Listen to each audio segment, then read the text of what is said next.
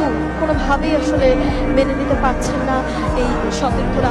ঢাকা বিশ্ববিদ্যালয়ের শিক্ষার্থী, বিভিন্ন সংগঠন, হলের নারীরা এসেছেন, ছাত্ররা এসেছেন, কিন্তু তার বাইরেও বিভিন্ন দলের যে সংগঠন রয়েছে সেই সংগঠনের যারা নেতাকর্মীরা রয়েছে তারাও কিন্তু জড়ো হয়েছেন। অসংখ্য মানুষ এখানে একের পর এক সংগঠন থেকে, দল থেকে সদস্যরা এখানে এসে যুক্ত হচ্ছেন। অনেকে এখান থেকে অন্যত্র মিছিল নিয়ে বের হয়ে গিয়েছেন, হাঁটতে হাঁটতে, কেউ কারোর কাজে অভিমুখে গিয়েছেন, কেউ সোজা হাঁটতে হাঁটতে সামনের দিকে গিয়েছেন। সবকিছু মিলিয়ে এই পুরো শাহবাগ এক অন্যরকম ভাবে আসলে সকলের সামনে এসে উপস্থিত হয়েছে।